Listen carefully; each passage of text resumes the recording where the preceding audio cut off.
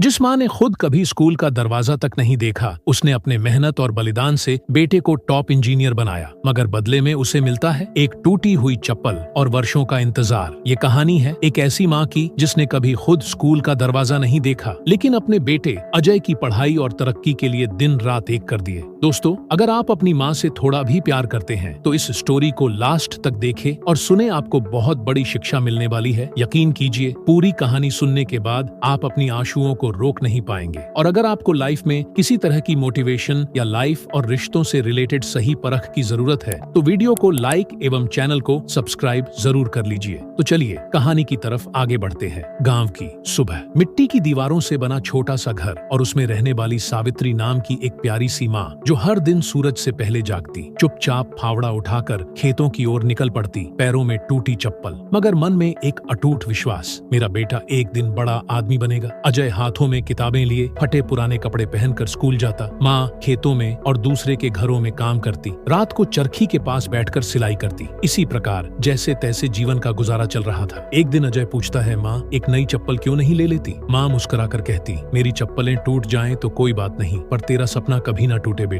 अजय को आगे की पढ़ाई करने के लिए माँ शहर भेज देती है और उसका एडमिशन एक बड़े इंजीनियरिंग कॉलेज में होता है। नया शहर, नए लोग, बड़ा सपना। शुरुआत मुश्किल भरी, भूखे पेट, कठिन पढ़ाई। माँ हर हफ्ते चिट्ठी में लिखा करती, बेटा खुद को अकेला मत समझना, मन लगाकर पढ़ना, तेरी माँ हमेशा तेरे साथ है। अजय कभी अकेला महसूस करता तो कभी माँ की याद में रो पड़ता, मगर फिर पढ़ाई में जुट जाता। कुछ महीने बाद कॉलेज में ही उसे एक लड़की से प्यार हो जाता है। नेहा उसी के साथ पढ़ती। अब वो नई दुनिया का हिस्सा बनता जा रहा था। माँ की चिट्ठियाँ अब अलमारी के किसी कोने में ही पड़ी रह जाती थी। पढ़ाई कंप्लीट होने के बाद अजय का कैंपस सिलेक्शन होता है और किसी बड़ी कंपनी में जॉब लग जाती है। गाँव में एक दिन एक पड़ोसी उसकी माँ से कहता, अब तो तेरा बेटा बड़ा आदमी बन गया, फिर भी तू टूटी चप्पल में घूम रही। माँ चप्पल हाथ में लेती है और कहती है, ये चप्पल नहीं, मेरे सपनों की गवाही है। जब मेरा बेटा लौटेगा मैं इन चप्पलों में दरवाजे तक दौड़ती हुई जाऊंगी। समय गुजरता गया। कुछ साल बीतने के बाद धीरे धीरे माँ बीमार होने लगती है। गाँव वाले अजय को फोन पर बताते हैं, बेटा माँ को तेज बुखार है। अजय कहता है, मीटिंग में हूँ, बाद में बात करता हूँ। यही कहकर कई बार बात तो टाल देता। माँ कहती है, उसे मत बताना, कहीं वो परेशान न हो जाए। एक दिन ऑफिस में उसके गाँव की टीचर मिलती है और कहती हैं, तेरी माँ अब भी हर मंगलवार मंदिर जाती है, तेरे लिए उसी टूटी चप्पल में, दुआ मांगने की मेरा बेटा जहाँ भी रहे खुश रहे, खूब तरक्की करे। अजय ये सब बातें सुन के अंदर से टूट जाता है। रात को वो माँ की सारी चिट्ठियां पढ़ता है। एक एक शब्द उसकी आत्मा को झकझोर कर रख देती है। हर एक चिट्ठी में वो बस अजय की फिक्र जताती है। कभी अपना हाल नहीं लिखती, बस लिखा होता, बेटा मैं यहाँ खुश हूँ, समय मिले